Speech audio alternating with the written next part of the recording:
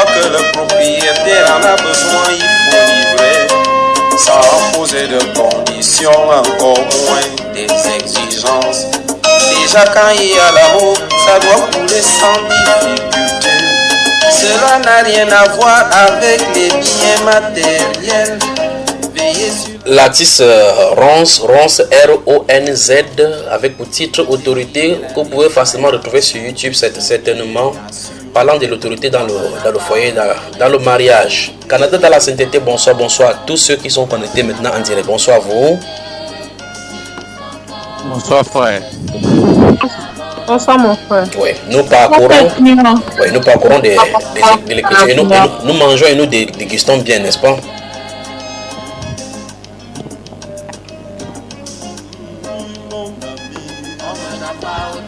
Très bien. Voilà, on peut continuer la troisième partie. J'espère que je ne vous fatigue pas, j'espère que je ne vous occupe pas pour longtemps. Si vous pensez que je vous fatigue, vous me dites et puis on renvoie la suite les prochaines fois.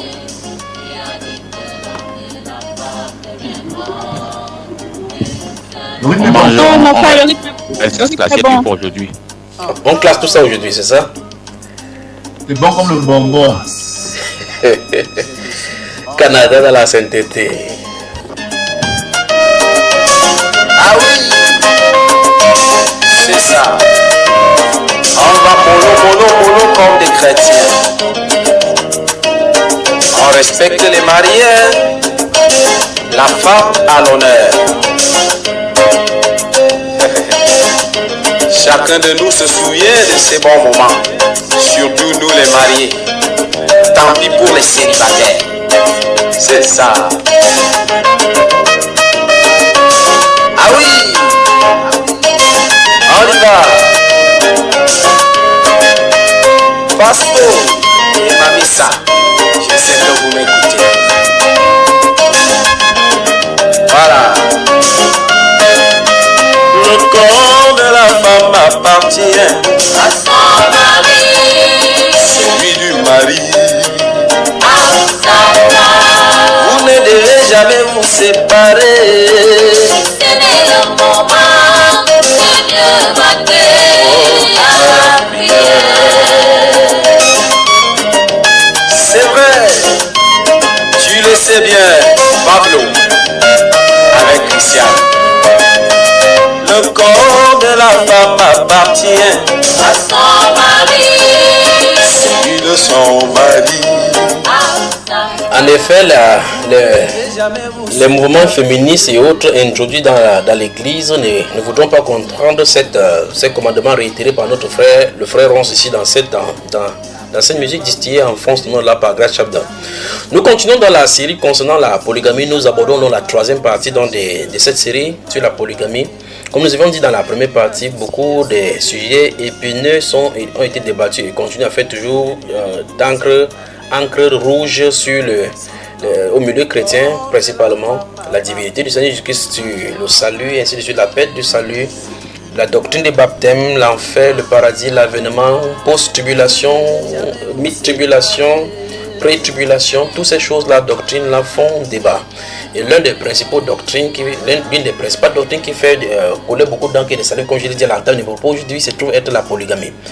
Doctrine qui jadis n'avait pas été enseignée par les saints apôtres, mais qui trouve maintenant terrain fertile maintenant pour d'autres qui soutiennent cette doctrine-là mobicus en disant effectivement que les chrétiens se doivent, pour les garçons, d'avoir plusieurs partenaires, plusieurs femmes à leur actif, comme le fit les apôtres, enfin, comme le fit les patriarches selon eux.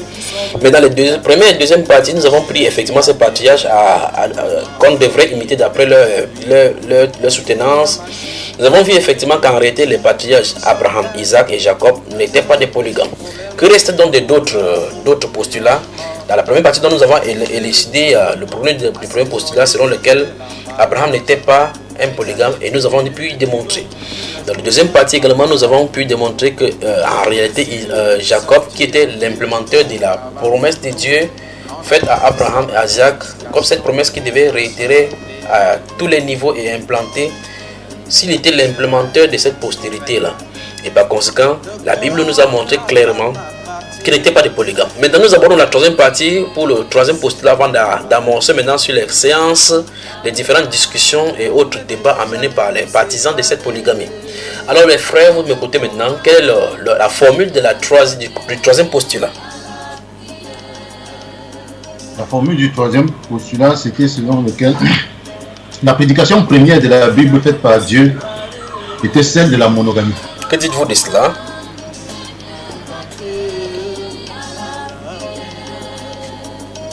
Par Dieu, justement, c'était le mariage entre un homme et une seule femme.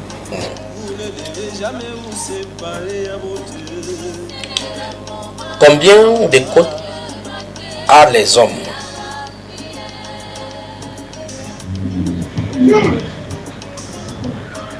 Un homme a combien de côtes?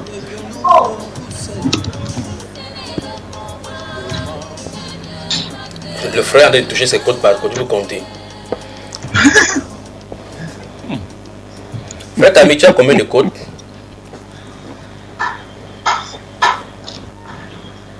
J'ai jamais compté. C'est grave. 24 côtes, 12 de chaque côté. Bon, nous avons des médecins ici. 12 de chaque côté, 12 paires. C'est ça? Est-ce qu'il y a une insuffisance? Est-ce qu'il y a une côte qui est insuffisante? Non, justement. La Bible nous dit quoi concernant la côte?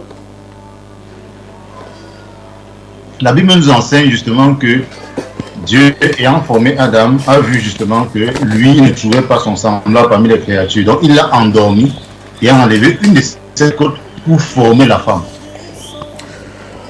Donc pour un homme de trouver son semblable, c'est sa femme qui doit chercher, pas vrai? Pas un homme. Exactement. Cette parole que tu viens de citer montre clairement que l'homme doit trouver sa femme. Et l'homme doit être prééminent vis-à-vis de sa femme, pas vrai? Exactement. Que dites-vous donc maintenant de quelqu'un qui se trouve être marié à sa petite soeur, à son petit frère? Quand tu parles des petits frères, pas de la famille, mais en âge.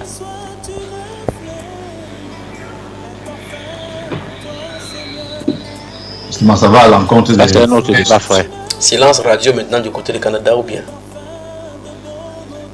Nous sommes en train de poser les principes. Nous sommes en train de poser les principes.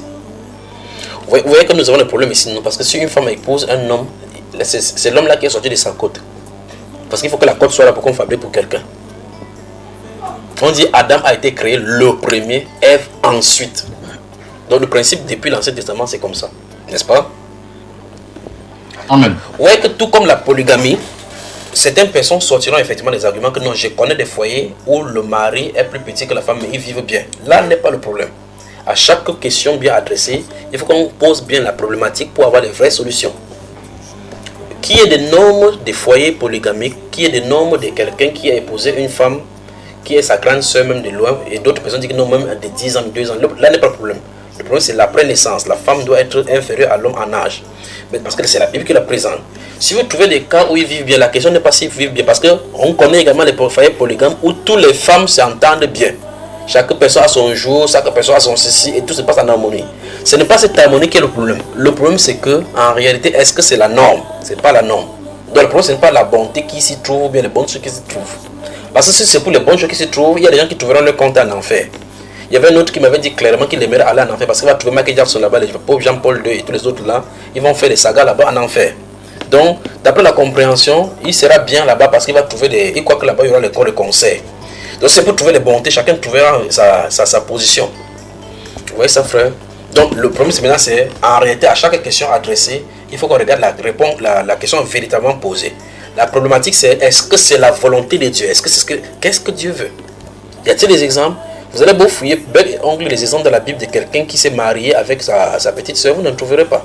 Avec sa grande soeur, vous n'en trouverez pas. Vous commencez à vous poser la question, d'où est-ce que ça vient? Une fois de plus, vous allez trouver les hommes. La Bible déclare dans le livre d'Ecclésiaste que Dieu a créé les hommes droits, ils ont pris beaucoup de détours.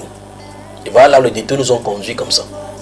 Pour ce qui est là, revenons donc à ce qui nous concerne maintenant, le troisième postulat. Dans le troisième postulat, nous allons voir que le premier prédicateur de la monogamie, effectivement, se trouve être Dieu. Hormis dans la création, je crois que ce serait bien que nous répartissions maintenant, parce que là, nous trouvons maintenant dans la période antédiluvienne. Donc, allons avant que le déluge ne se présente. Vous êtes prêts, frères? Allons-y. Notez donc Genèse du chapitre 2, 3, 4 et 5. C'est là où ça nous concerne d'abord premièrement. Tout ce que je vais dire maintenant se trouveront dans ces passages-ci. Nous voulons voir et dire et présenter que le premier prédicateur de la monogamie se trouve être le Seigneur. Puisse le Seigneur Jésus-Christ bénir son peuple, bénir tous ceux qui nous écoutent, vous premièrement. Bénis votre maison, bénis votre foyer, vos entrailles aussi. Amen.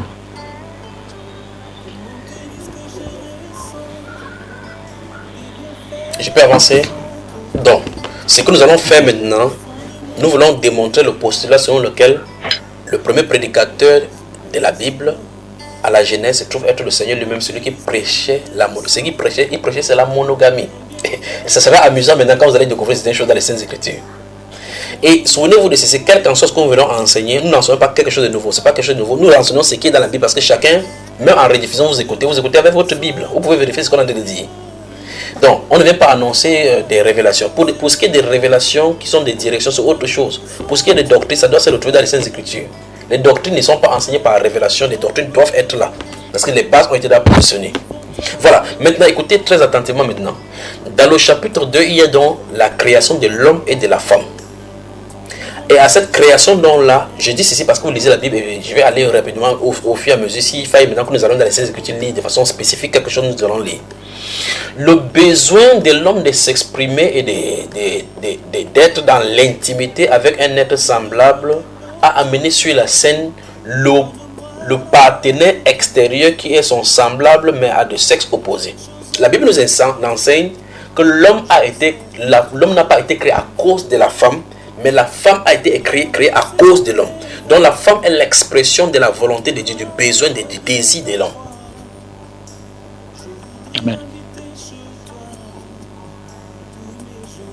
J'avais besoin de grâce. Dieu m'a amené grâce. Est-ce que c'est facile, c'est difficile de dire cela? J'avais besoin de grâce. Pas la grâce de Dieu, de grâce physique. Le Seigneur a regardé, il m'a comblé de grâce par grâce. Amen. Donc grâce est l'expression de mon besoin. Et par conséquent, elle est là avec moi, à côté de moi, pour faire ce à quoi Dieu m'a appelé à faire. Donc il est mon partenaire de travail dans l'optique de l'implémenter et d'accomplir ce pourquoi j'ai été créé. La femme comme partenaire de son époux, pas comme partenaire de buveur dehors. Bon, dans leur implémentation du premier couple, Dieu prend une côte sur 12 paires. Normalement, cette formule-ci était normalement, si on regarde le plan du Seigneur, vous allez remarquer encore une fois de plus avec le Seigneur jusqu'à qu'il va venir sur la terre. Vous remarquez que la mission est grande. Ces couples-ci doivent s'en charger de multiplier la terre et fructifier. Mais on lui donne seulement une seule femme de le faire. Une seule femme. Et on lui donne une mission, la mission de remplissage, d'assujettir. Normalement, pour plus de mission, pour plus d'efficacité, on s'attendait à ce que Dieu fasse plusieurs femmes pour qu'Adam donne ici, pour qu'un coup, il y a même 4 une fois qu'ils sortent. N'est-ce pas les frères? Il donne à Céline là-bas un coup, ça fait 3, un triplé. Une autre ça sort rapidement pour qu'on multiplie la terre. Mais Dieu fonctionne avec un programme. Avec le temps, dans le temps, il fonctionne avec un programme. Il y a un temps pour marquer chaque chose. Alors dans ce cas, il fait une femme avec une seule côte. Je pose la question, pouvait-il prendre 2 côtes et faire 2 femmes, mes frères?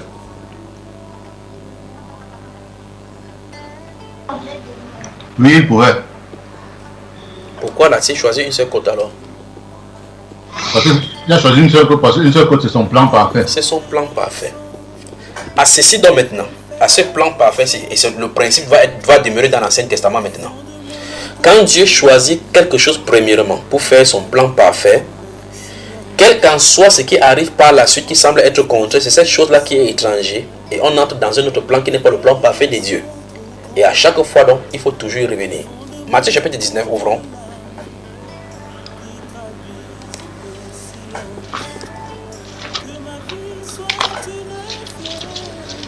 Vous allez les faire, tu as à manger. Tu es en train de terminer, frère. Bien, bon appétit. Donc, vous me faites des choses de bavarder, la seule classe de mon son de travail, vous êtes en train de manger et physiquement et spirituellement. Après, vous allez me dire que non, l'homme ne vit pas par le pain, seulement le frère Junior. Non, Ouais, frère, on vient de casser. Chez nous. On vient de C'est casser le le jeune. jeune. Casser quoi, le bâton? Moi, mais il faut qu'il me casse aussi, non? C'est le jeune. Donc, je crois qu'à la troisième On descend la montagne. partie, oui, à la troisième partie, il faut que mon monsieur n'arrive pas aussi casser, non?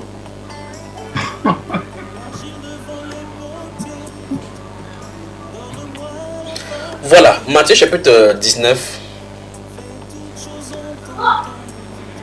Lisons les versets 1 au 16. Qui va nous lire ça, verset 1 au 16? Matthieu 19, verset 1. 16 ou 5, frère. 1 au 16. 16. 1, 6. Lisons donc Matthieu chapitre 19. Le temps que tu finisses, mon frère, permet à quelqu'un d'autre de lire. Il y a quelle femme ici qui a le son qui est bien et le temps que tu finis bien, il ne faut pas que la sœur Jackie dise que tu manques de respect à son repas. Bon appétit à vous tous qui coupez le jeûne maintenant. Merci beaucoup, frère. Oui, la chaise Stéphanie, quoi que c'est Matthieu Stéphanie? 19, verset 1 à 7. Oui. Lorsque Jésus eut achevé ses discours, il quitta la Galilée et alla dans le territoire de la Judée, au-delà du Jourdain. Une grande foule le suivit, et là il guérit les malades. Donnez-moi une minute, pardon.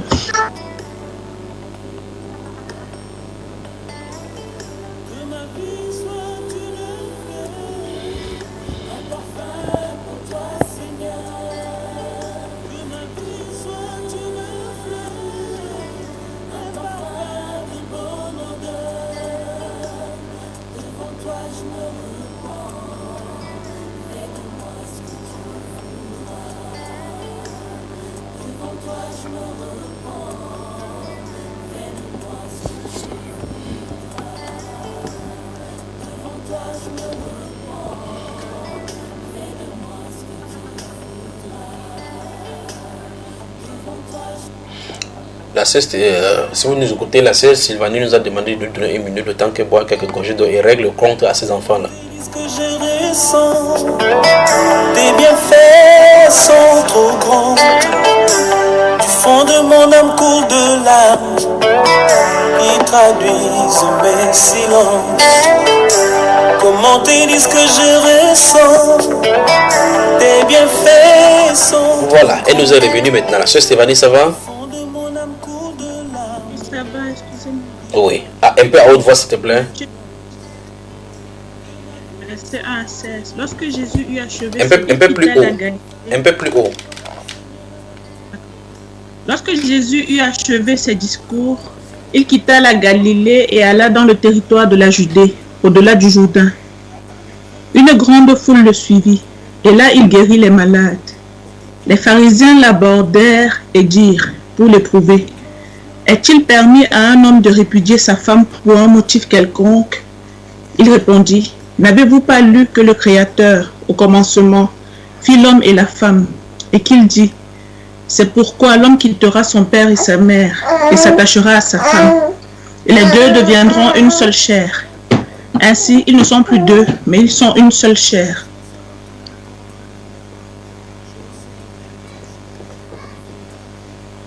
Que l'homme donc ne sépare pas ce que Dieu a joint.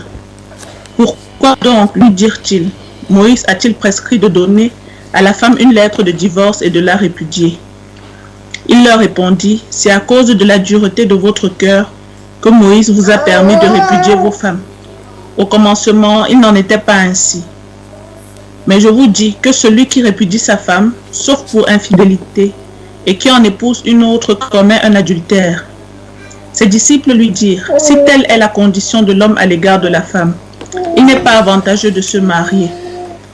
Il leur répondit, tous ne comprennent pas cette parole, mais seulement ceux à qui cela est donné. Car il y a des eunuques qui le sont dès le ventre de leur mère. Il y en a qui le sont devenus par les hommes. Et il y en a qui se sont rendus tels eux-mêmes, à cause du royaume des cieux. Que celui qui peut comprendre, comprenne. Amen. Alors, Amen. C'est bon, ma soeur. Vous avez vu quelque chose qui s'est passé là, de ce que Jésus a dit notre Seigneur? Hormis du fait que le Seigneur révèle qu'en réalité, ce n'était pas ainsi au commencement, il dit quelque chose. Il dit qu'un homme qui répudie une femme, sauf pour cause d'adultère, et qui en épouse une autre commet l'adultère. Ça devait nous pousser à poser des questions sur la polygamie. Pas vrai, mes frères? Amen, amen. Puisque la polygamie est définie comme étant l'état d'un homme qui a plus au-delà de 2 femmes. Plus d'une femme de toute façon. Donc, si un homme a une femme, et la Bible déclare que si cette femme-ci quitte, si l'homme se sépare de cette femme-ci, la seule chose qu'elle puisse donner le droit de le faire, c'est que cette femme-ci a été infidèle. Mais la Bible déclare que si cet homme-ci se sépare de cette femme, et puis il épouse une autre femme, cet homme-ci commet adultère. C'est quand même terrible, pas vrai? Je ne sais pas si vous comprenez ce que je suis en train de dire, ou bien ce que le Seigneur est en train de parler là.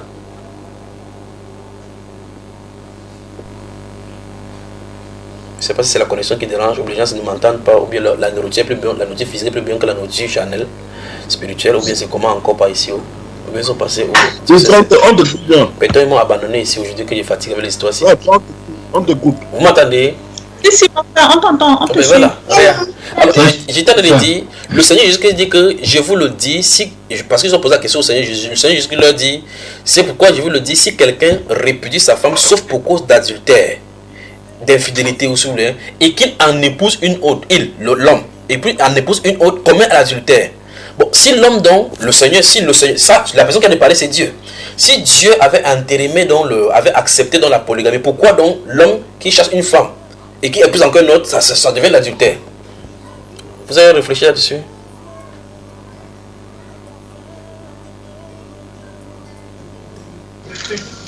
Oui, c'est clair, c'est clair que ce sont des points qui montrent que si effectivement le Seigneur, dès le départ, était pour la polygamie, il n'aurait pas favorisé, il n'aurait pas donné ce statement. Le divorce ne causerait pas de problème pour l'homme particulièrement, puisque s'il prend l'homme, il a le droit. S'il prend une autre femme, il a le droit, normalement déjà. Pas vrai? Tout à fait. Bon, en toile de fond, le Seigneur est en train de parler ici de quelqu'un qui a plusieurs femmes ou bien de quelqu'un qui a une seule femme. Il y a une femme. Parce qu'initialement, il a positionné à l'origine, n'est-ce pas, de l'homme et de la femme, pas de l'homme et des femmes. Mais qui est cette personnage qui en est de parler? L'homme qui parle, c'est qui répond aux questions. Lui, c'est qui au juste? C'est le Seigneur qui répond. Mais et c'est lui donc qui est l'instigateur de la loi qui se trouve en Genèse, n'est-ce pas, frère? Exactement. Mais aujourd'hui, les prédicateurs sont devenus tellement plus sages que Jésus qui vient enseigner maintenant la polygamie en disant que Jésus avait accepté ça. Alors que par ces phrases-ci, ces mots-ci, Jésus non seulement rétablit l'ordre initial, mais corrige en disant que la polygamie est considérée comme quoi? Infidélité. Dis le bon mot, mon frère. L'adultère. L'adultère. Donc vous-même, vous commencez à voir, n'est-ce pas, frère?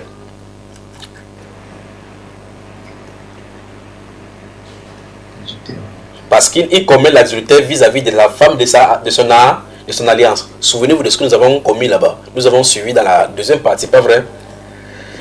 Canada dans la sainteté. Je peux avancer maintenant, n'est-ce pas? Allons-y. Donc, à l'origine, donc, l'institution des couples sur la terre, c'est de façon monogamique. Le Créateur fait donc l'homme et sa femme, pas l'homme et ses femmes. Pourtant, il avait la possibilité, par rapport à la mission qui a lui confiée par le Seigneur, d'avoir toutes les raisons de faire des femmes, de multiplier des femmes pour qu'ils puissent implémenter ces choses-ci, effectivement. Parce qu'en réalité, si vous prenez les justifications, les justificatifs des polygames, on dit que non, l'un peut accoucher un ministre, l'autre ici, l'autre va accoucher donc il accouche parce qu'il va avoir les ministres et les financiers dans sa famille. L'autre encore prend des prétextes pour dire que non, on ne sait jamais combien d'enfants vont mourir. Si tu as seulement un de tes enfants, ils peuvent te sortir des exemples. Que voilà une famille, maintenant il avait seulement un seul enfant, voilà son enfant, moi il va encore faire comment? Donc pour lui, comme c'était un seul enfant, il faut qu'il ait même 10 femmes pour avoir beaucoup d'enfants, pour pouvoir multiplier les chances. Il est devenu le créateur des volontés et des différentes choses sur la terre. Donc ce n'est plus Dieu qui décide quel être humain vient sur la terre, ni quel être humain part, mais c'est lui. Donc il fait ses stratégies pour que la terre soit remplie. Vous voyez qu'on a des problèmes, n'est-ce pas? Donc dans Genèse chapitre 2, donc, place non seulement les cadres de foyer, les styles des personnes. Donc, si on veut parler des homosexuels et des mariages des mêmes sexes, c'est ici qu'on commence. On doit se poser la question à l'origine, comment ça s'est passé. Bon, maintenant, voici dans le monde, on est en train de normaliser l'homosexualité, le mariage entre deux sexes. Bien qu'on va normaliser comme ça ne doit pas empêcher qu'à l'origine, Dieu a fait l'homme pour la femme et la femme pour l'homme. Pas vrai, frère? Amen. Donc, ça veut dire que même si tout le monde accepte, ce n'est pas parce que la norme a été écartée, on a normalisé les cas, que nous allons accepter maintenant comme les cas comme étant la norme de notre Seigneur. Nous devons nous rapprocher à l'origine pour savoir, questionner le Seigneur pour lui dire, qu'est-ce que tu penses, qu'est-ce que tu as dit? Comme il a déjà dit dès le départ que c'est l'homme et la femme. Et il a dit, nous avons vu dans le chapitre 18 de Lévitique, chapitre 18, verset 22, nous avons vu que une femme qui s'approche d'une autre femme, c'est une confusion. Avec la bête, c'est une confusion, avec une abomination pour un homme de coucher avec un homme. C'est ce que nous avons vu. Donc Dieu rejette cela. Comme elle a rejeté cela, même si cette loi n'est pas donnée, l'origine dit que c'est un homme, une femme. À cette origine-là est ponctuée la loi qui interdit directement le cas contraire. Vous me suivez, n'est-ce pas? C'est donc pour cela qu'il pouvait détruire Sodome et Gomorrhe, sachant que Sodome et Gomorrhe, c'est que l'homme naturellement est une femme, parce que la nature est censée enseigner. On peut avancer, les frères. Allons-y. Donc, nous voyons donc que Genèse chapitre 2, c'est la monogamie qui est instituée. C'était le thème de l'église de Genèse chapitre 2. Jusqu'à ce que Genèse chapitre 3 entre en action et Genèse chapitre 4. Donc, vous commencez à voir comment vous voyez comment je suis en train de les découper. Genèse chapitre 2, la monogamie est instituée, le thème de la prédication. Écoutez bien, je n'ai pas encore parlé de la prédication, j'arrive à la prédication que Dieu lui-même, il va devoir prêcher. Dieu va devoir prêcher. Et on va devoir lire ça dans les Saintes Écritures. Genèse chapitre 2, la monogamie est instituée. La monogamie est instituée. Le mariage homme et femme est institué. Derrière cela, on peut dire ceci, sans risque de se tromper. Derrière cela, Genèse chapitre 2, la polygamie est rejetée. L'homosexualité est rejetée. Cette assertion est vraie, pas vrai? Amen. Par cette institution. Parce que Paul l'apôtre nous enseigne dans le livre de 1 Timothée et dans le livre de 1 Corinthiens que le fait que l'homme a été créé le premier, ça donne le droit de la prééminence à l'homme. Dieu n'a pas besoin de dire que comme j'étais créé en premier, alors tu as la prééminence. La création et la position donnent automatiquement la loi. Vous m'avez suivi, n'est-ce pas? Tout à fait. On dit, ce n'est pas Adam qui s'est rendu coupable, c'est la femme qui s'est rendue coupable. Dans le livre de 1 Timothée chapitre 2, pourquoi on lui dit de ne pas enseigner? Dieu n'a pas dit là-bas que désormais n'enseigne plus. Par cette culpabilité dont elle s'est fait montre, la loi lui impose silence et on va tout au long des Écritures que désormais va se taire jusqu'à ce que l'apôtre Paul lui dise silence, de façon physique. Pas vrai, frère? Exactement. Or, vous voyez dans la loi, on ne voit nulle part où elles sont dans la sacrificature. Vous voyez, mais on ne dit pas pourquoi on n'est pas dans la sacrificature. Vous ne voyez nulle part où quand on fait la généalogie, on les mentionne. Quand on les mentionne de façon spécifique, le nom d'une femme, c'est pour un but bien précis. Vous voyez? Mais plus tard dans la nouvelle alliance, on dit maintenant le pourquoi la femme doit se taire. On dit qu'elle doit aussi rester silencieuse, comme le dit aussi la loi. Or, la loi, nulle part dans les Saintes Écritures, ne dit pas que femme, taisez-vous. Dans son implémentation, dans la forme de l'implémentation du sacerdoce, Dieu rejette les femmes. Et puis on nous explique, c'est pourquoi on nous explique que c'est à cause de ce qui s'est passé à la Genèse. Donc, dans ce qui s'est passé à la Genèse se trouve donc la normalité, le rejet et la loi et la culpabilité. Même si ce n'est pas dit de façon explicite. Donc, le simple fait que Dieu instaure la monogamie, enfin, instaure un couple, homme et femme, ça veut dire clairement qu'il a instauré la monogamie. C'est ce que ça veut dire. Un. De deux, comme il a instauré l'homme et la femme, il a rejeté le mariage femme-femme, homme-homme, sans que ça ne soit explicitement écrit que Dieu est le mariage entre homme et femme, entre femme et femme. Sinon, vous ne direz pas pourquoi il a détruit Sodome et Gomorrhe. Pourquoi Sodome et Gomorrhe, en commettant l'iniquité, les abominations comme ils ont commis, c'était un péché. Parce que la norme voudrait quelque chose. La norme de Dieu fait office d'homme de loi. Amen. N'avez-vous pas lu, dit le Seigneur, n'avez-vous pas lu au commencement ce que fit le Créateur? Il fit l'homme et la femme. Et il dit, et le Créateur a dit, c'est pourquoi l'homme quittera son père, ça s'attachera à sa femme, pas à ses femmes. Il n'est pas dit à ses femmes. Et les deux deviendront une seule chair. Il n'est pas possible que 3 deviennent une seule chair. C'est pas possible. Que 4 deviennent une seule chair. Il n'est que question de 2 dans les Saintes Écritures. Donc, la norme de la monogamie a été mise à la base par le Seigneur et c'est où? Genèse chapitre 2. Nous sommes d'accord d'abord pour cela, n'est-ce pas? Et on peut avancer. Vous êtes là? Nous sommes là, frère, 100%. Chapitre 4. Amen. Chapitre 4 de Genèse.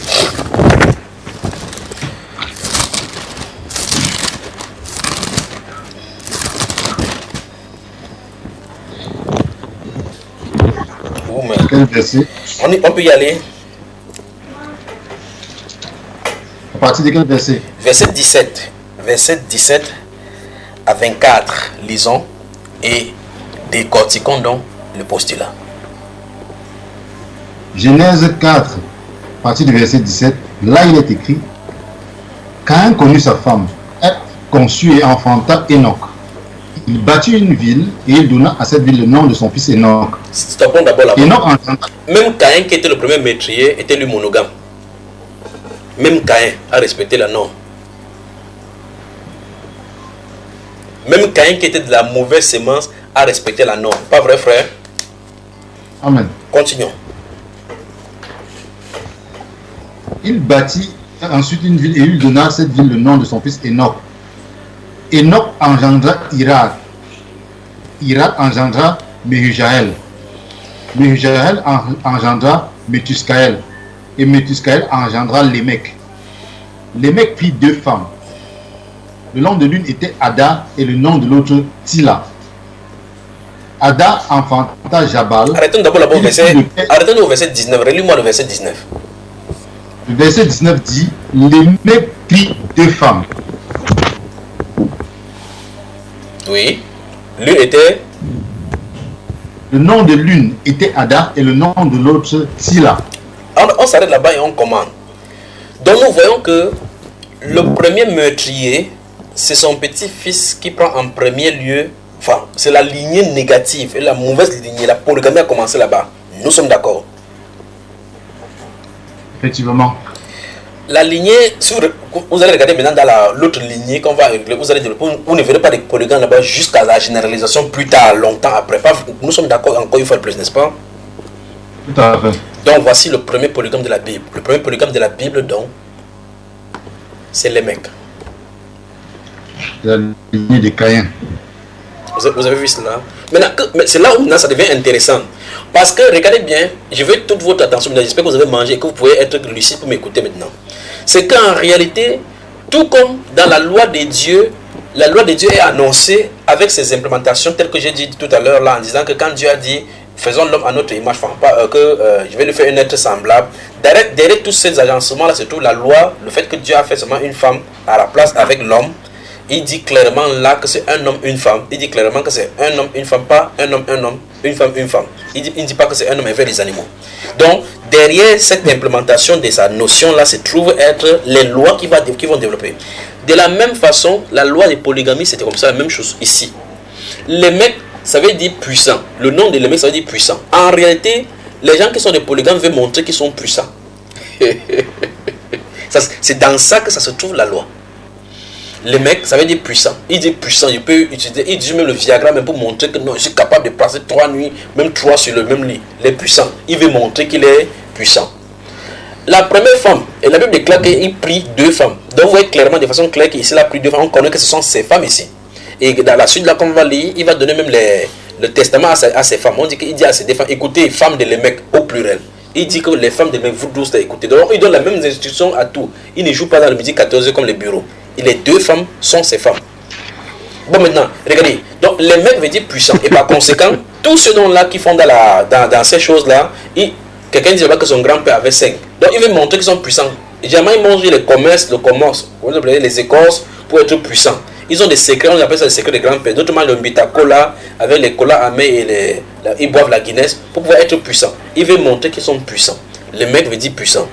La curiosité maintenant, c'est que sa première femme, Ada, veut dire beauté, parure. Et la deuxième veut dire ombre, protection. Donc nous voyons clairement que la Bible nous enseigne que les polygames veulent se montrer qu'ils sont puissants. Les premières femmes sont connues comme les femmes qui sont belles, mais les autres sont les deuxièmes bureaux, les troisièmes bureaux. C'est ce qui est présenté là-bas à l'entame de l'implémentation de la doctrine de la polygamie. Je vous l'ai dit dans la première partie de notre sport où le frère... Amen. Voilà ce qu'il dit. Voilà ce qu'il dit là maintenant. Les personnages choisis ne sont pas au hasard. Parce que comme Dieu veut implémenter par la vie des prophètes son écriture et sa volonté, ainsi l'ennemi fait de la même façon. Donc, la monogamie prêchée par Dieu est prêchée en parallèle aussi par Satan en parallèle. Vous avez vu ça, frère? Oh. Donc voilà le premier polygame, voilà sa prédication. La prédication de la polygamie dit les gens qui sont polygames veulent montrer qu'ils sont puissants. Les premières femmes sont les plus belles, les belles femmes et autres. Les deuxièmes femmes sont les deuxièmes bureaux, c'est les femmes de l'ombre.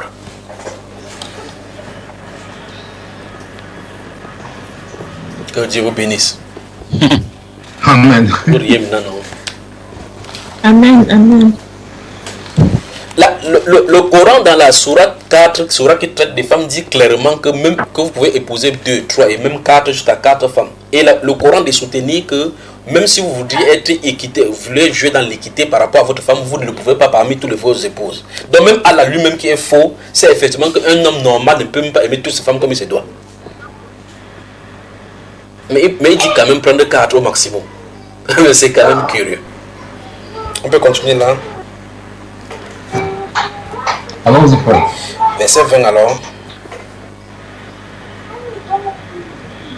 À partir du verset 20 là, il est écrit. Entendez seulement les noms de ces lignées, ce qu'ils font et ce qu'ils chose.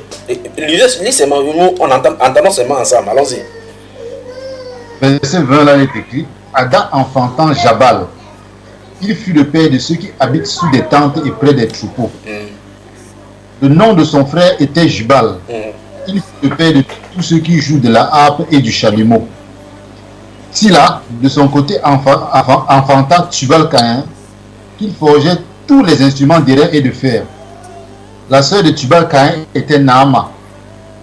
Le mec dit à ses femmes, Ada et Tila, et écoutez ma voix, Femme de Lémec, écoutez ma parole. J'ai tué un homme pour ma blessure et un jeune homme pour ma meurtrissure. Caïn sera vengé 7 fois et Lémec 77 fois. Pour montrer qu'il est très puissant. C'est Dieu qui avait donné la loi au chapitre 4, si vous lisez le verset 15 du chapitre 4, Dieu a dit que si quelqu'un rencontrait, il avait mis une marque sur Caïn, que si quelqu'un tue Caïn, 7 fois Caïn sera tué. Pour montrer que celui-ci est un prophète du côté négatif, il prophétise. Que comme prophète, sachez que quand Caïn sera vengé 7 fois, pour moi c'est 77 fois. C'est-à-dire que si un fils vient de lui, remarquez bien, on va toujours ajouter 7. On ajoute 7 dans l'écriture. L'autre là sera vengé 777 fois. L'autre là, 7777 fois. Vous voyez que c'est ce genre de perversité. Et donc, dans cette lignée se trouve en premier lieu le développement humain. Donc, la ville de New York, San Francisco a commencé là-bas sur Caïn. Regardez, on dit clairement que Caïn conçut et enfanta un fils, il donna la ville de Noc. Comme vous voyez maintenant que la ville de Sissi, ça a commencé là-bas. Donc, c'est eux qui ont amené le développement urbain, la recherche scientifique, le soif de bauxite, la fabrication de tous les bijoux et autres là-bas. Ça venait de chez eux. Voilà la lignée qui sera sur la terre. En parallèle au chapitre 5 maintenant, on va mettre l'autre lignée. On va dire que Adam, qui était le fils de Dieu, a engendré à l'âge de 130 ans Sissi. Vous voyez comment la Bible est en train de tracer ces choses en montrant. Plus tard, donc ici dans la Genèse, du chapitre 2 au chapitre 5, on met en parallèle 2 lignées. La lignée de Dieu et la lignée de Lucifer. Et la lignée de Dieu, comme vous allez voir, chapitre 5 de Genèse, il n'est nulle part fait état d'un polygame, n'est-ce pas, frère? Amen. Donc, le polygame se situe dans la lignée de qui?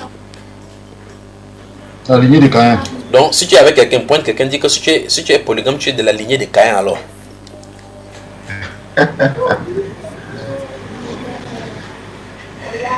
Le frère ne veut pas lui dire, il ne veut pas dire ça, il sait qu'il n'est pas la lignée de Caïn. Mais tu vois qu'on est en train d'imiter la lignée de Caïn, n'est-ce pas? Exactement. Et en effet, c'est ce qui va arriver. C'est là où se trouve dans l'embrouille. Donc, vous voyez qu'il faut sectionner toutes ces périodes-ci pour mieux entendre cela. Maintenant, vous remarquez donc que tout à l'heure, tu as lu dans une des parties, tu as lu qu'il est question d'Exode chapitre 21 et tu as vu que c'est comme si Dieu encadrait cela. Maintenant, regardez ce que nous venons de lire dans le livre de Matthieu chapitre 19 où Jésus parlait de la polygamie, enfin de la monogamie, il a touché le cas de divorce. Les gens lui ont présenté comme pourquoi donc Moïse a-t-il demandé d'écrire une lettre de divorce et de donner à une femme? Qu'est-ce que le Seigneur Jésus lui a dit? C'est à cause de la dureté de votre cœur. Que Moïse vous a prescrit de donner une lettre de divorce. Mais quand vous lisez là-bas, vous voyez que l'Éternel dit à Moïse, pas vrai, frère? Exactement. Mais n'est-ce pas ce Dieu-là que nous avons vu à la sortie là-bas, à la fin de Malachie, qui dit clairement qu'il y a le divorce? Tout à fait. Pourquoi donc dans ces cas donnerait-il l'ordre qu'on donne la lettre de divorce? Pourtant il y a.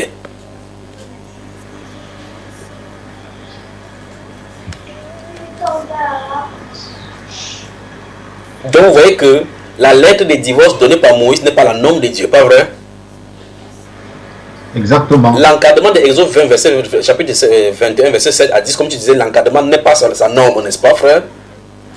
Exactement. Voilà. Donc tu n'as pu te marier avec la polygamie. Jacques va rester respirer, pas vrai, frère? Dis encore exactement. Elle a déjà dansé, frère. Dis encore exactement. Elle a déjà dansé.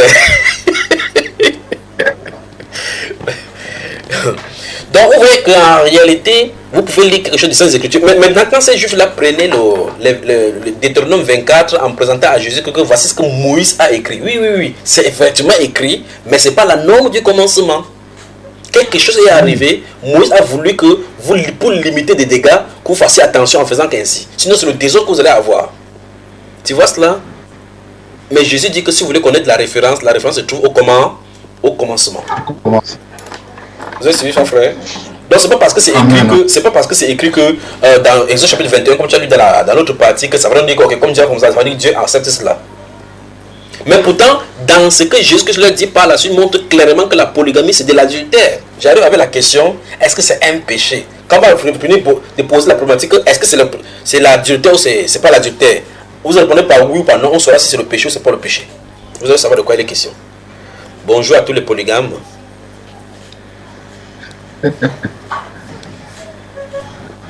Ils se sentent salués.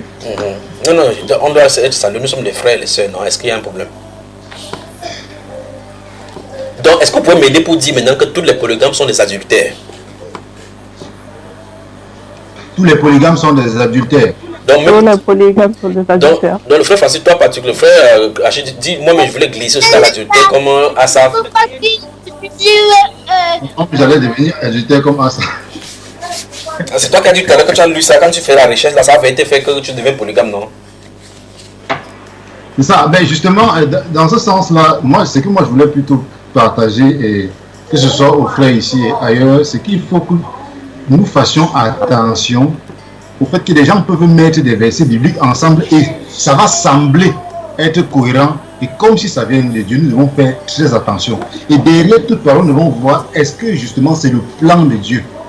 Est-ce que justement c'est, comment dire, nous allons passer à un certain niveau pour comprendre vraiment la volonté profonde d'abord du Seigneur, avant de passer au niveau des versets bibliques. Et c'est là où justement beaucoup se trompent et ils tombent dans des diverses dérivations comme cela. Là, tu rejoins ce que j'ai dit dès le départ, que la plus grande de ces choses de confusion vient du fait que chaque personne semble prendre les versets bibliques dans la Bible, n'est-ce pas? Et les deux, j'ai dit qu'il faut qu'on pose la bonne question pour savoir, et au finish, la vraie question à poser, c'est quelle est la volonté de Dieu derrière cela? C'est à cela qu'on doit répondre, pas vrai? Pas dire en réalité que parce qu'une personne qui s'est mariée, elle est polygame dans la Bible et Dieu n'a rien dit.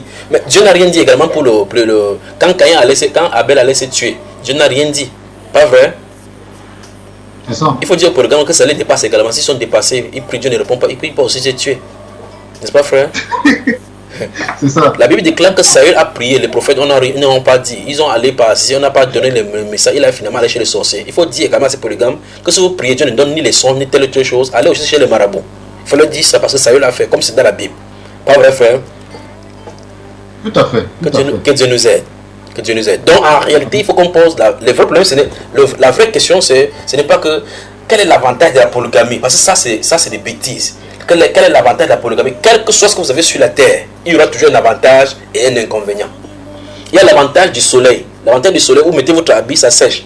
Vous mettez vos yeux, ça grille. Pas vrai, frère? Tout à fait. Regardez, et si vous voulez savoir si le soleil blague avec vous, regardez le fixer, vous allez voir de quoi il est question. Mais c'est ce même soleil que vous allez mettre votre habit maintenant en portant tout à l'heure à 14 h. Dieu fait sortir cela, vous dites, oh merci Seigneur, ça va se sécher. Vous allez dire, mais c'est ce même soleil là. Et tout à l'heure, quand il va briller votre tête, vous allez dire, mais quand c'est qu'il y a des soleils comme ça, on l'a envoyé derrière moi. Alors, donc, il y aura toujours les avantages et les inconvénients d'autres choses, de toutes les choses que vous verrez sur la terre. Que ce soit l'ordinateur, votre portable, en un clin d'œil, vous n'écrivez plus les lettres qui vont aller durer par des semaines et des semaines pour pouvoir arriver à destination. Vous envoyez un SMS directement, c'est là. Après un temps, une étude montre clairement que ça donne le cancer des mains, cancer des doigts, cancer des oreilles. Pas vrai, frère? Il y aura toujours des inconvénients. La soeur a dit que quand elle met le piment, elle aime ajouter un peu de la mayonnaise. Manger la mayonnaise comme ça, après 2 jours, vous allez voir que vous avez 3 kilos qui ont augmenté. Et puis bonjour, le diabète qui est en train d'arriver. Et puis vous savez effectivement que le mayonnaise qui est bon avec le piment là cause des diabètes et puis il faut donc ralentir. Donc les avantages et les inconvénients. Donc si on se tient sur l'avantage et les inconvénients, on pourrait arriver sur le terrain de l'équilibre. Mais si on arrive sur le problème de la volonté parfaite de Dieu, on prend position justement. Et c'est ça qui nous met d'être dans un camp ou dans un autre, véritablement. C'est ce qu'il faut faire. Donc si vous venez de vous joindre, nous sommes en train d'épiloguer sur le troisième postulat qui concerne justement la prédication faite par Dieu. Donc nous avons vu juste là qu'en fait dans le chapitre 2 de Genèse où Dieu va créer l'homme et la femme, c'est implémenté effectivement comme ça la doctrine de la monogamie dans son essence. Et dans cette doctrine-ci se trouve beaucoup d'autres doctrines, y compris la doctrine de la divorce et des mariages de même sexe contre mariage de même sexe et autres. Et c'est ça qu'il est en train de faire de dire. Alors, donc, nous allons avancer maintenant. Nous avons vu qu'au chapitre 4, le lien de la polygamie vient de la race maudite de Caïn. N'est-ce pas, frère? Parce qu'il est parti avec la malédiction. Nous sommes d'accord que Caïn s'éloigne de la face de Dieu avec une marque, s'il malédiction où il est censé être combattu. Pas vrai, frère? C'est ça, exactement. Donc, c'est de cette lignée-là que vient de la polygamie. Et donc, nous ne devons pas, si quelqu'un commence à vouloir imiter la polygamie en regardant, je lui pose la question, la polygamie vient d'où? Il dit c'est de la Genèse. On va voir dans la Genèse, on voit que ça est issu de la mauvaise lignée. Est-ce que la Bible déclare que je dois imiter la mauvaise lignée, frère? Que non. Si je vais utiliser dans la mauvaise lignée, je serai exactement en même position des Juifs qui, dans le livre de 1 Samuel chapitre 7, vont demander un roi en disant, mets-nous un roi sur nous comme les gens des nations. Pas vrai? C'est ça exactement. Donc nous ne devons pas imiter le monde. La Bible déclare clairement, n'imitez point le monde, les choses qui sont dans le monde. Alors, donc jusqu'ici, nous sommes au chapitre 4 et chapitre 5 de Genèse. Au chapitre 4 et chapitre 5, on voit clairement qu'au chapitre 4, on présente une lignée de laquelle découle la polygamie. Et nous avons vu clairement que les polygames veulent montrer qu'ils sont puissants. C'est le but là-bas. Le polygame n'a pas de rien, ça n'a pas de sens biblique au sens du développement de Dieu. Le polygame veut montrer qu'il est puissant. Et pour cela, il prend une femme qui dit, toi tu es ma femme, moi tu es ma beauté, et puis il prend un deuxième bureau qui est considéré comme l'ombre, comme c'est celle qui est dans le truc. Et donc on voit clairement que Ada, Tila et les mecs sont présentés comme l'archétype même et la prophétie même des frères polygamiques. Amen. N'est-ce pas? Maintenant, en parallèle, donc, est présentée la lignée qui vient d'Adam, Adam par Seth, et qui est développée là-bas tout au long, jusqu'au début du chapitre 6. Pas vrai? C'est ça. En clair, de la période de la création jusqu'au chapitre 6 où il y a des ordres, Dieu n'a pas implémenté la polygamie, ça ne vient pas de lui. Nous sommes d'accord là-dessus. Donc on peut dire, sans risque de se tromper, qu'à l'origine, la monogamie est instaurée par Dieu. La monogamie est instaurée par Dieu. À l'origine du péché, donc, la polygamie est aussi instaurée par Lucifer, parce que la Bible déclare quand les hommes sortaient, Dieu a semé une bonne semence, la monogamie, pendant que les hommes dormaient. Donc quand il y a eu l'obscurité du péché, l'ennemi a semé la semence de la polygamie, n'est-ce pas, frère? Donc à l'origine des péchés, la polygamie est implémentée pas par Dieu. Donc si son origine ça ne trouve pas son origine de Dieu, alors forcément ça vient de son ennemi.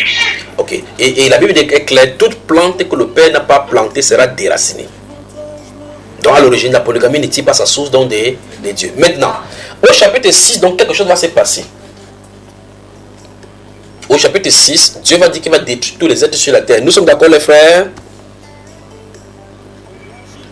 Tout à fait, nous sommes d'accord. Voilà, écoutez, maintenant c'est là la prédication devient intéressante. Je souhaiter vous voir. Je ne sais pas s'il faut qu'on prenne une pause et on revient ici, mais je préfère que nous développions cela. Alors maintenant, nous avons balayé les chapitres 2 au chapitre 5. Maintenant au chapitre 6, la Bible déclare que quand les gens ont commencé à se multiplier sur la terre et que les femmes les furent nées, les fils de Dieu virent que les filles des hommes étaient belles et ils en prirent pour femmes celles qu'ils en voulurent. Et on dit que des gens étaient sur la terre en ce temps-là lorsque les fils des hommes purent aller vers les fils des hommes, puis les filles des dieux, fils des dieux, eurent aller vers les filles des hommes. Et ces Néphilim là qui étaient à entendre ces gens, ce sont ces gens qui étaient dans l'Antiquité. À cet instant-là, la méchanceté sera grande sur la terre et Dieu va dire que l'arrêt est devant lui de détruire toute la terre. Pas vrai, mes frères? Amen. Mais quelque chose va se passer. Quelque chose va se passer et c'est là où ça devient intéressant. On peut y arriver maintenant. Chapitre 7 de Genèse.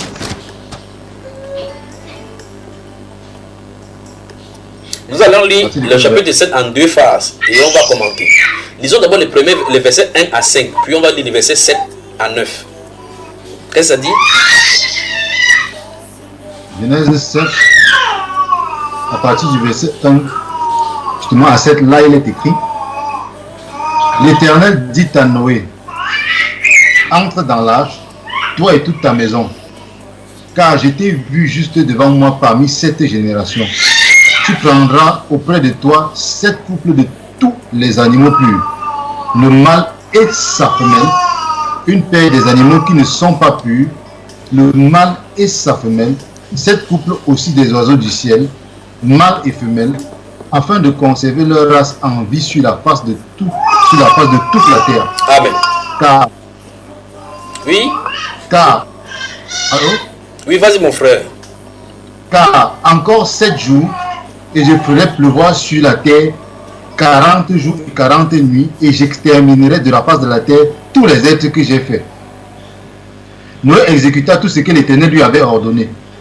Noé avait 600 ans lorsque le déluge d'eau fut sur la terre. Et Noé entra dans l'arche avec ses fils, sa femme et les femmes de ses fils, pour échapper aux eaux du déluge. D'entre les animaux purs et les animaux qui ne sont pas purs, les oiseaux et tout ce qui se meut sur la terre, il entra dans l'arche auprès de Noé, 2 à 2, un mâle et une femelle, comme Dieu l'avait ordonné à Noé. Gloire à Dieu pour la prédication sur la monogamie faite par Dieu. Au nom du Seigneur Jésus-Christ de Nazareth, veuillez m'écouter. Dans l'église de Dieu, l'église appelée l'église l'âge de Noé, n'entrez dans cette église que des monogames. Amen. Vous avez vu, n'est-ce pas? Il n'y a pas de polygame dans cet âge-là. Qui est d'accord avec moi? Je suis d'accord, frère. Même les oiseaux ne venaient pas en polygame. Même pas le serpent. Chacun est venu avec sa femme parce que Dieu reconnaît une femme pour un être. Nous voyons donc la prédication donc de Dieu à l'église réunie, l'église des monogames. Donc la révélation de Joseph de 1820 là-bas, il ne venait pas de lui parce qu'il est hors de cette arche-ci. C'est à cause de cette multiplicité de femmes dans le monde que la sémence de la corruption est allée par toute la terre. Et remarquez bien maintenant, voici donc Noé. La Bible déclare que son père, comment il s'appelle, son arrière-grand-père et son père, l'un de son père, Enoch, avait été enlevé. Et puis après lui maintenant, Mathusalem, après avoir donné la consolation, comment se fait-il que quelqu'un à 600 ans, il a une seule femme? Ça ne vous pose pas de questions? Quand on dit que vous vous fatiguez, on ne mange pas le riz chaque jour là. Lui mangeait même le couscous, seulement le couscous. Pour vous, on fait 50 ans, ça nous fait H. Lui, il a fait 600.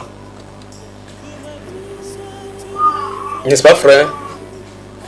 Exactement. Je pose la question. Les filles et les fils de Noé sont entrés, chacun avec combien de femmes? Une femme. Alors, quand Dieu a nettoyé la terre avec toute sa méchanceté, vous voyez qu'une fois de plus, dans son église, il n'y avait que les monogames. Les monogames. Donc, on résume jusqu'à là maintenant. Du chapitre 2 jusqu'au chapitre 3, Dieu instaure la monogamie. Le péché entre, il sème la sémence de la polygamie. Cette polygamie vient maintenant, Dieu préserve sa race à lui, sa descendance à lui. Mais au chapitre 6, il y a un mixage où les gens ne connaissent plus, comprennent plus la loi. Il épure encore cette race-là en instaurant encore la monogamie au travers des doctrines qu'il enseigne à tous ceux qui entrent. Quand l'oiseau qui mange avec Madame l'oiseuse, il commence à marcher, il part à l'église, il part à 2. Un homme, une femme. C'est bien. Quand l'oiseau quittait là-bas pour qu'il partait se promener pour chercher la nourriture, il virait vers d'autres oiseaux. Et il rentrait à la maison, il trompait sa femme à la maison qu'il est allé comme ça là pour aller apporter la nourriture alors qu'il était chez eux. Celles-là ont été balayées. Donc tous les 10e bureaux ont été balayés. C'est les femmes de l'alliance de l'oiseau. Pour le serpent, pour n'importe quel tout autre. On dit 7 couples, de tous les couples, chaque personne était 2 à 2. La Bible précise un homme et une femme, un mâle et une femelle. C'est pas ce qui est écrit, frère. Tout à fait. Donc chacun devait se retrouver là-bas avec sa femme. Au point où même sa fille, ses 3 fils avaient chacun ses 3 femmes.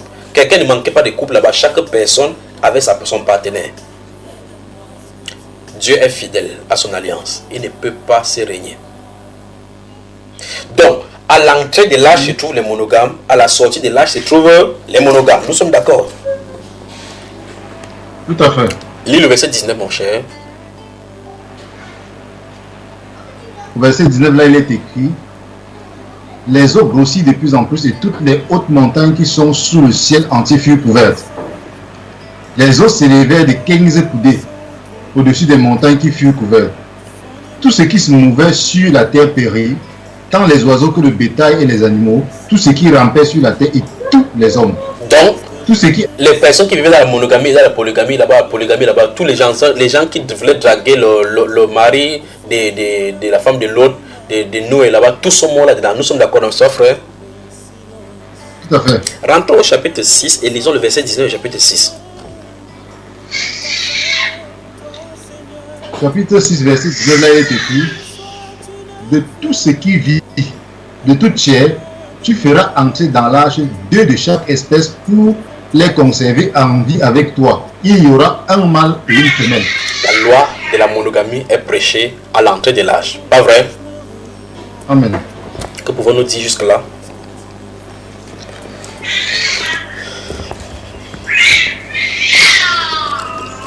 Il est clairement établi que Dieu a institué la monogamie et il a maintenu durant des générations jusqu'à même dans l'arche. Donc, quand bien le péché a entré avec Satan, il a nettoyé la terre. Quand au-dessus de l'eau, alors que l'eau avait englouti tout, les survivants étaient tous, sans exception, des monogames. Et des espèces animales que les espèces de l'homme humain, n'est-ce pas? Yes. Oh. Dans la période post-déluvienne, ce sont les monogames qui peuplent la terre, pas les polygames. Pas vrai? Exactement. Où est-ce qu'on peut aller avec ces choses-ci maintenant?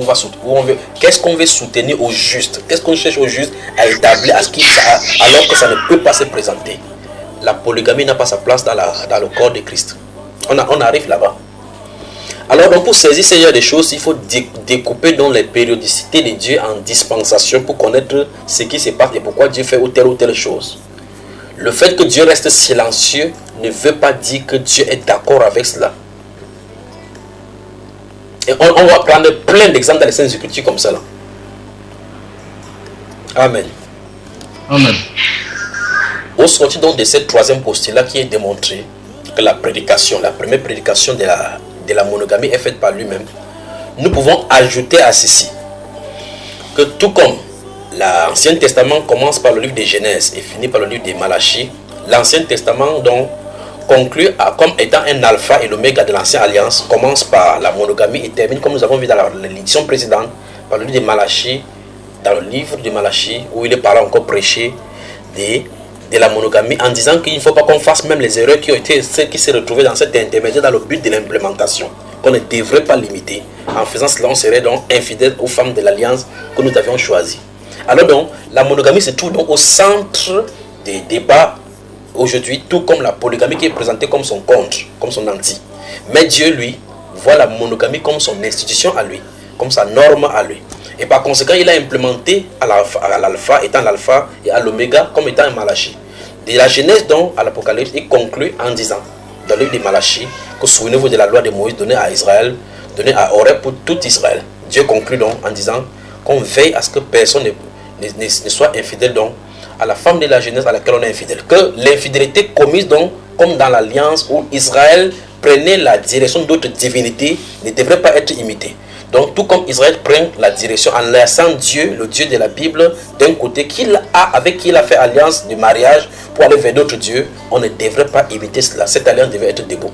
Par conséquent, Israël n'a pas deux dieux que le Dieu de la Bible. Par conséquent, Dieu n'a pas un autre peuple que le peuple d'Israël. On l'appelle le Dieu d'Israël. Ainsi donc est développée la notion de monogamie dans l'implémentation de la volonté de Dieu depuis la Genèse jusqu'au niveau de Malachie. Malachie donc se trouve être l'annonciateur de la restauration du messager, parce que Malachie veut dire le messager. Le messager vient pour faire quoi? Pour restaurer des chemins tortueux. Qu'est-ce qui s'est passé entre Genèse et Malachie, dont les chemins ont été tortueux au point où l'un des prophètes est vautré effectivement dans l'idolâtrie pour présenter effectivement la prostitution comme étant la norme en Israël. J'ai appelé le prophète Josué, le prophète Osée. Alors dans cette troisième partie, nous avons pu établir effectivement que le postulat que le premier prédicateur donc, de la monogamie est Dieu. Dieu n'a pas prêché dans la Genèse la polygamie, mais plutôt son ennemi juré, Lucifer, a implémenté ce besoin-là pour pouvoir frustrer les enfants de Dieu, non seulement frustrer, mais pervertir l'œuvre de Dieu par des relations sexuelles.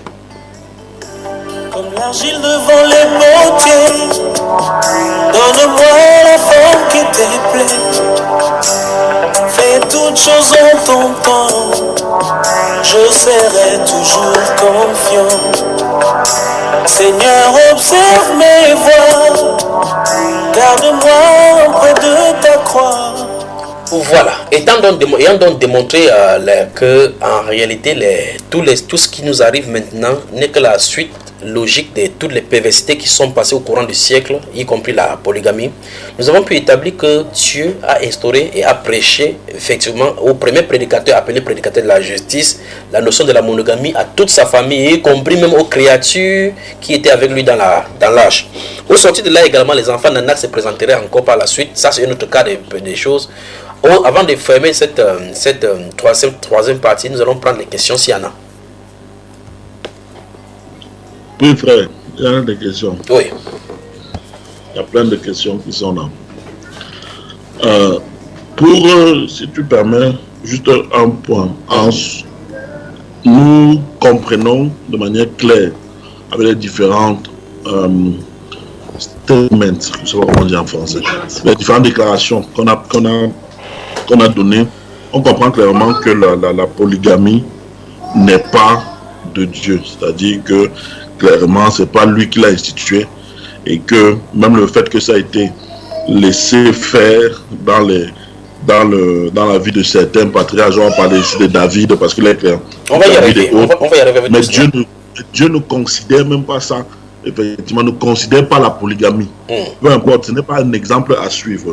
Donc, ce n'est pas un encouragement qu'il donne à ses enfants de suivre la polygamie. Et que clairement, le mariage qui est là, c'est le régime matrimonial unique, c'est la monogamie. Je pense que ça, c'est clair et net comme l'eau de roche. En touchant à ce point, tu as ouvert de manière naturelle un autre pan sur le mariage.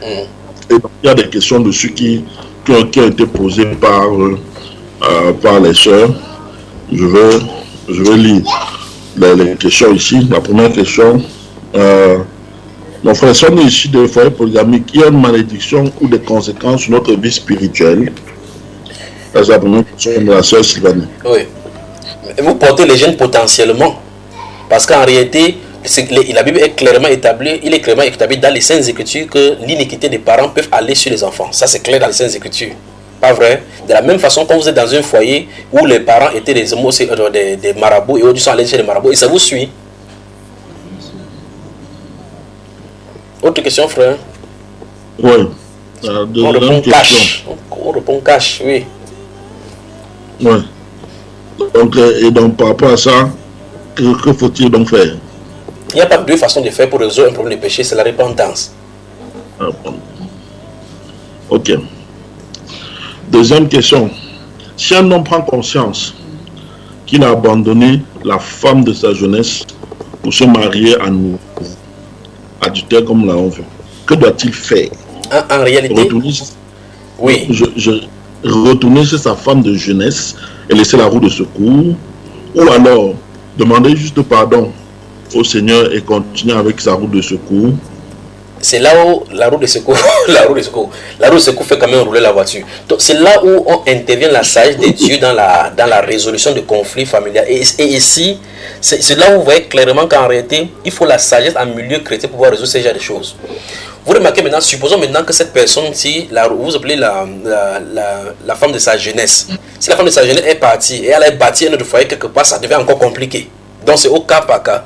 Si par exemple cette personne-ci est allée et elle est restée seule, c'est une autre cas, c'est une autre situation. Elle peut retourner vers son mari. Mais la Bible déclare que si une femme quitte un homme et va être la femme de quelqu'un, est-ce qu'il doit-il retourner? Tout le pays sera souillé. Donc ça veut dire que au lieu d'engager encore le pays dans le souillé, il faut limiter les souillures. C'est-à-dire que l'homme a déjà fait la faute en renvoyant la femme de sa jeunesse. La femme de sa jeunesse est allée vers un autre homme, ce qui est déjà l'adultère. Si elle rentre encore vers l'autre homme encore, la Bible déclare que c'est très grave. Vous voyez le problème que nous avons sur la terre. Dans Jérémie chapitre 3, c'est ça que je t'en ai cité. Verset 1, la Bible déclare que lorsqu'une femme a quitté son mari et va épouser un autre homme, et est-ce que cette femme doit encore retourner vers son mari? Il dit la terre tout entière, le pays tout entier ne sera pas suivi par cet acte. Donc vous voyez que si cette femme-ci me se prend par exemple devant moi et dit que j'ai écouté votre prédication, mon vrai mari s'est ici, il m'avait chassé, il m'avait vers lui. Et que cette femme-ci se trouve donc être déjà avec un autre homme. J'ai dit, maman, s'il te plaît, reste là-bas avec le niveau de souillure là. C'est ce qu'il veut lui dire. Mais si elle ne s'est pas engagée quelque part, c'est que serait difficile dans notre époque-ci, où la chair brûle plus que les pailles des champs, alors on ramène ces personnes-ci directement. Mais la question c'est, par rapport au deuxième bureau qui se trouve dans la route des secours, comme nous appelons, comment il va faire? Entre-temps, celui-là, comme il avait chassé comme ça, il a des enfants avec celui-ci, avec celle-ci, au point où maintenant tous sont, ces trucs sont à moitié. Oui, mon frère. Le frère Francis voulait parler, je crois bien. Non, je voulais dire une chose, frère, que par rapport au mariage, ce que je retiens fondamentalement par rapport au mariage. Le mariage parfait, selon le plan de Dieu, c'est donc un homme qui trouve sa côte. Exact. Sa côte véritablement, et qui donc s'unissant à cette côte-là, est dans le mariage parfait selon Dieu. Ça, c'est le plan du Seigneur. C'est vrai, et c'est vraiment ce qu'il souhaite, je pense, pour tous ses enfants. Maintenant, frère, il y a une réalité, donc, je pense que c'est ce que certains peut-être veulent évoquer ici, c'est que tu peux être même marié, c'est-à-dire de manière officielle, en étant monogame, mais ne t'étant pas marié à la femme à la personne idéale, à la personne que tu devais marier. C'est grave. Tu ne l'as même pas rencontré avant, entre-temps, mais tu t'es marié, mais tu t'es pas marié avec la bonne personne. Oui. Est-ce que de manière concrète et de manière véritable, si on doit se positionner selon le plan parfait de Dieu, c'est-à-dire que Dieu lui-même qui forme sa côte et l'envoie, parce qu'on se rend bien compte de ça, que c'est Dieu qui fait le travail d'envoyer une femme vers son mari. Est-ce que dans le cas où, par exemple, bon, moi c'est pas mon cas, moi je suis sûr d'avoir trouvé ma côte parfaite, mais je dis, maintenant, une personne qui s'est mariée, mais ne s'étant pas mariée avec eux. Comme par exemple qui ici là? Est-ce que ça, on considère ça comme mariage? Est-ce que si demain, ces deux personnes, effectivement, se quittent, divorcent, et on sait bien que Dieu lui-même dit qu'il ne veut pas le divorce. Attention là, frère, attends. Je pense juste un bout de phrase là-bas. Dieu est le divorce. Le divorce, c'est le divorce de la personne pour qui tu es né. Voilà, c'est là où je voulais en venir. Voilà. Je voulais dire, est-ce que c'est quand ces deux personnes-là, parce qu'on arrive à... Quand ces deux personnes qui se sont mariées, s'il faut voir, leur divorce n'est pas considéré véritablement comme divorce, parce que celui-là n'a pas encore trouvé la femme de son alliance. Oui, ils ne sont pas liés pour commencer. Ils ne sont pas liés. Voilà, donc ça veut dire que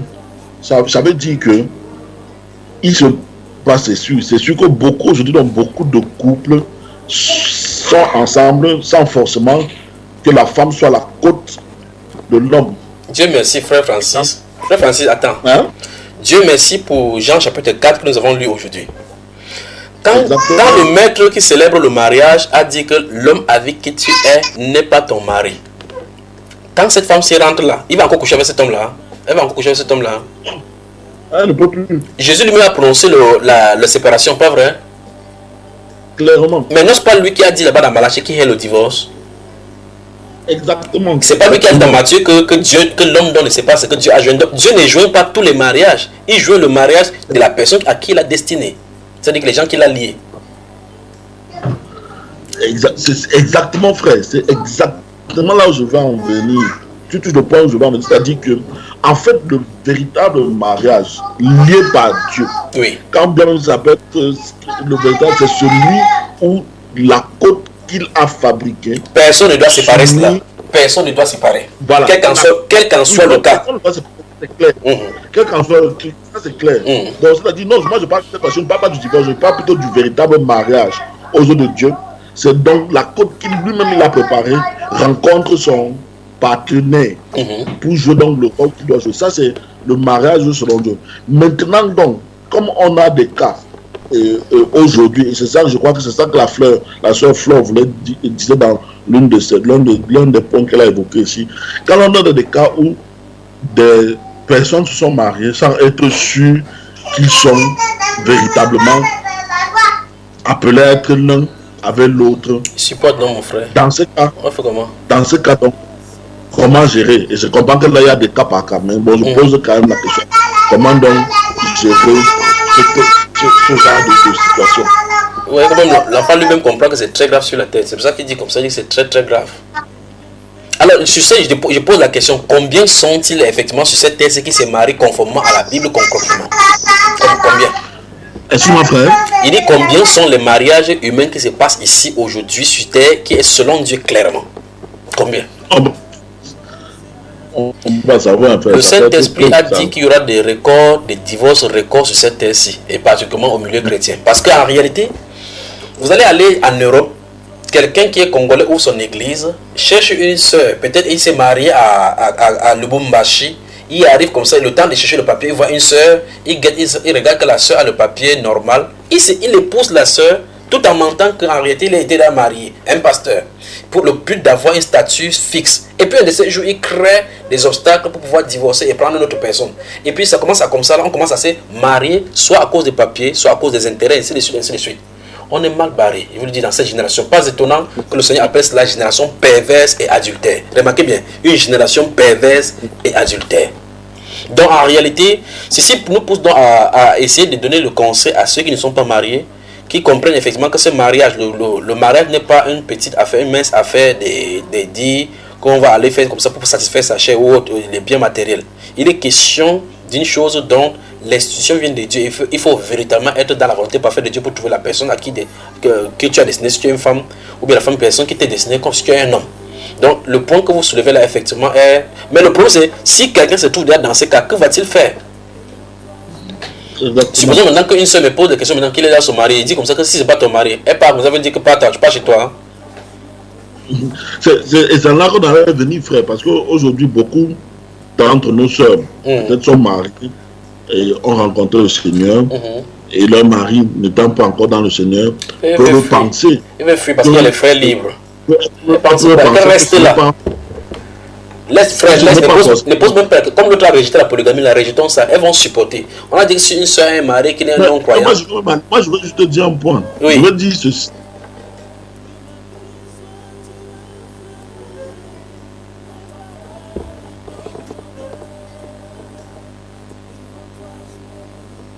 Quoi que nous avons une connexion là. Devant toi je me repens, fais de moi ce que tu voudras. Devant toi je me repens, fais de moi ce que tu voudras. Devant toi je me repens, fais de moi ce que tu voudras. Devant toi je me repens, fais de moi ce que tu voudras. Devant toi je me repens, fais de moi ce que tu voudras.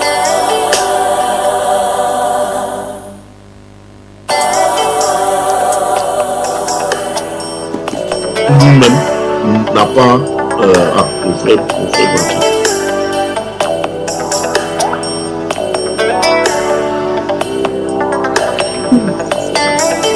Que ma vie soit une fleur, un parfum pour toi, Seigneur.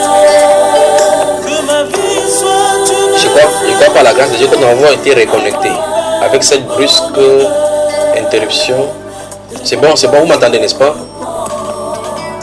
Oui, merci. Le frère Francis, tu avais la parole avant que nous soyons interrompus. Merci de prendre la parole. Je suis juste en train de dire ceci. Comme au milieu de nous, et pas seulement au milieu de nous, il y a des femmes, nos sœurs, qui sont mariées avec des personnes qui, pour le moment, ne sont pas encore dans le Seigneur. La précipitation pourrait amener à dire que ce mari-là n'est pas mon mari, effectivement. On pourrait dire de manière sine qua non, de manière comme ça, on pourrait dire que de prime abord, on va dire que non. Puisque je suis dans le Seigneur et que mon mari n'est pas encore dans le Seigneur, il se peut que je ne sois pas mon mari. Je dirais qu'on ne peut pas se précipiter à le dire. Exactement. Ce serait très dangereux de le dire parce que ceux qui sont mariés même étant dans le monde, ont pu se marier effectivement avec leur mari. Exactement. Et que dans le plan de Dieu, elle devait devancer le mari dans la maison du Seigneur. Ensuite, le mari devait venir plus tard. Exact. Donc, il serait dangereux. Ce que moi j'ai compris après avec le temps, il serait dangereux. Tout de dire à une soeur qui est mariée, par exemple, elle est convertie, son mari ne l'est pas, de lui dire que laisse ton mari parce que ce n'est pas ton mari. Qui d'abord donne ce genre de prédication là? Non, il y en a, il y en a qui le disent. Que ton mari est sorcier. Que son mari, d'autres disent que leur mari est sorcier, ils rêvaient qu'il me mange. Alors qu'en détail, ils ont passé 20 ans ensemble. Il y a le ndolo bien même. Maintenant, comme il est en Christ. Ouais. Oui, et même s'il ne se convertit pas, je veux dire que là, on a vraiment besoin de la sagesse, de l'Esprit du Seigneur pour pouvoir prendre une décision et donner une direction. Disons d'abord ceci, que ce soit une soeur, que ce soit un frère, s'il a cru finalement et qu'ils étaient en couple avec quelqu'un, il n'y a pas de verset biblique qui leur donne de se séparer d'abord pour commencer. Ça, c'est la première des choses. Quand Esther, bien que Esther était en Suse et elle a épousé Artaxerxès, il n'y a rien, c'est elle qui était même la femme d'Artaxerxès, bien que Artaxerxès ait eu plusieurs femmes et plusieurs concubines, c'était elle qui était la reine. Il n'y avait pas deux reines dans ce royaume-là. Vous voyez cela, n'est-ce pas? Et Mardochée n'a pas dit, regarde bien, tu ne dois pas épouser cet homme-là, parce que Dieu a permis effectivement qu'elle épouse cet homme-là pour pouvoir contrôler et fermer toutes les velléités qui venaient contre les Juifs. En résumé, personne parmi nous, en tant que chrétien, doit dire, mon époux ou ma femme, voilà, il faut que je quitte. Frère Junior, est-ce que vrai, il est l'homme que Dieu m'avait destiné? Quand tu as accepté là, tu m'avais demandé. Donc, que chacun supporte sa part. C'est jusqu'à la gare. À moins que Dieu vienne vous dire vous-même vrai que quitte. Si c'est Dieu qui vous dit qu'il quitte, même si c'est le rêve que vous avez eu, rejetez ce rêve-là d'abord. Vous restez d'abord là-bas. Amen. Mon frère, c'est bon de pardonner les uns et les autres, non? C'est ça. On porte, non, on prie pour vous, mais tu dors là-bas, c'est toi qui dors là-bas, non? Est-ce que tu portes ça que vous avez dormir là-bas? Oui, frère Francis. Non, c'est ça, frère. Je pense que c'était ça la question. Il y avait une question de la sœur Elena Pounde, mais je pense qu'elle est partie, à savoir comment l'homme ou la femme est sanctifié par son ou sa conjointe non-croyant au point d'être gagné sans parole. Voilà, de toute façon, c'est plusieurs versets juxtaposés là maintenant. Je crois que nous allons répondre, puisqu'on n'est pas là. On va répondre ça lorsque nous allons voir la quatrième partie de cet enseignement, c'est principalement nous allons toucher. Remarquez bien que depuis qu'on a parlé aujourd'hui, on n'a pas touché le Nouveau Testament, pas vrai? Tout à fait. On n'a pas procédé comme on s'attendrait à ce qu'on dit que non, le verset dit que non, c'est un enfant. Non. On répond point par point. Maintenant, autre question, frère? Non, frère. Pour moi, je parle des choses. Pour moi, vraiment, les trucs sont très clairs, très clairs avec la polygamie. Même avec le cas de David et de Salomon, de son fils. On va voir tout cela. On va voir tout cela dans les autres branches de questions. J'ai compris clairement, quand on comprend clairement que dès le départ, le mariage selon Dieu, c'est un homme et une femme. On comprend que tout ce qui peut se passer à côté, Dieu ne considère pas ça comme étant mariage. Nous les hommes, dans notre faiblesse, on appelle ça mariage à cause de la dureté de notre cœur. Mais Dieu, lui, dans son plan parfait et dans son gouvernement, dans le plan qu'il a établi, il n'appelle pas ça mariage. Il appelle ça deuxième, il appelle ça infidélité, il appelle ça adultère, il appelle ça tout ce que vous voulez, mais ce n'est pas effectivement le mariage. C'est pourquoi on comprend clairement que les patriarches Abraham, encore Isaac surtout, et les Jacob, effectivement, étaient des monogames. Quand bien on peut voir qu'il y a plusieurs femmes qui sont passées dans leur lit pour Abraham et Jacob. Quatrième postulat, tous les polygames commettent l'adultère. Quatrième postulat. Ceci meublera et expliquera dans la quatrième partie de cet enseignement qui s'étendra également sur la polygamie avant d'aborder autre aspect néo-testamentaire de ce thème ô combien important pour ces moments-ci. Je crois qu'à l'écoute de ceci, maintenant, chacun, les uns et les autres pourront donc savoir maintenant comment faire devant les Saintes Écritures, qu'il va mesurer maintenant de dire n'importe quoi avec les Saintes Écritures. Chacun doit mesurer de dire certaines choses des Saintes Écritures pour ne pas être pris par le Seigneur comme étant un voleur, comme étant celui qui tord les Écritures. Ce soir, nous avons vu la polygamie en présentant donc les arguments que présentent les uns et les autres commençant par les patriarches, Abraham, Isaac et Jacob comme étant des patriarches polygamiques, nous avons vu que la Bible enseigne le contraire, que non, ils sont strictement monogames et prêchent eux-mêmes la monogamie. Et pour parler de la prédication de la monogamie, nous avons vu tout au long de cet enseignement qu'en réalité, le premier monogame qui a institué, c'est celui-ci. C'est Dieu lui-même qui l'a institué par ses lois dans la Genèse chapitre 2. Et nous avons vu par la suite que la lignée des Caïn, qui est la lignée mauvaise, a introduit cette notion de polygamie. Et donc, toute personne donc, suivant cette polygamie ne suit pas la lignée de Dieu, mais suit plutôt les lois et commandements de Satan. Qu'est-ce que nous avons entendu dans cette lignée-là? C'est que tous les polygames veulent dire qu'ils ont puissance. C'est pour ça qu'ils peuvent prendre toutes les femmes. Et en fait, dans le monde, quand on drague une, deux, trois copines, le but c'est de montrer sa suprématie sexuelle. Et sa suprématie pour d'autres qui ont de l'argent, comment ils manipulent les femmes et manigance avec les femmes. Et donc, ils ont pris, donc, et dans ces lignées, on voit clairement que la première femme est appelée premier bureau. Et on a vu clairement que Ada veut dire beauté, la couronne. Donc, la première femme est la couronne de son mari, effectivement. Et la deuxième n'est qu'une femme de l'ombre, telle que présentée par le nom donné par Tila. Aussi, monsieur appelé par Lémec. Dans ces foyers polygamiques, il y a toujours la soif de vengeance.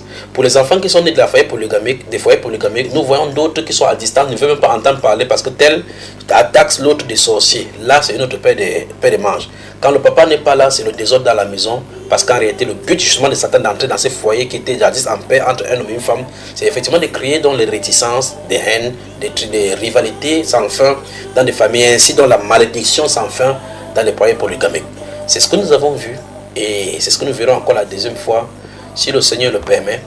Que le Seigneur bénisse donc pour cette autre partie consacrée à la polygamie. À bientôt donc sur ces mêmes ondes, dans la quatrième partie consacrée à ce thème ô combien important. Candidat à la sainteté, bonsoir. Nous nous fermons dans cette autre partie.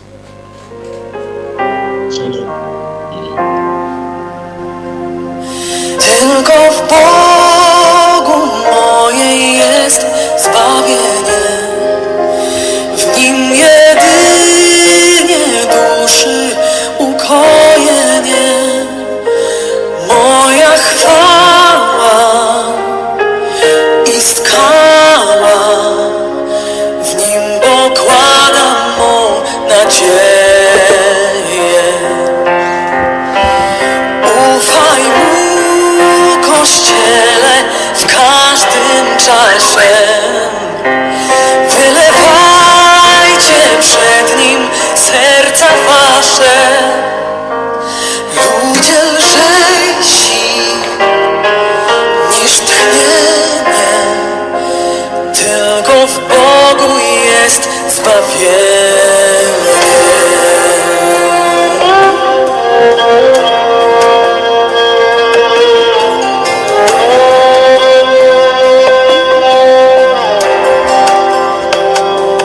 Tylko w Bogu jest zbawienie.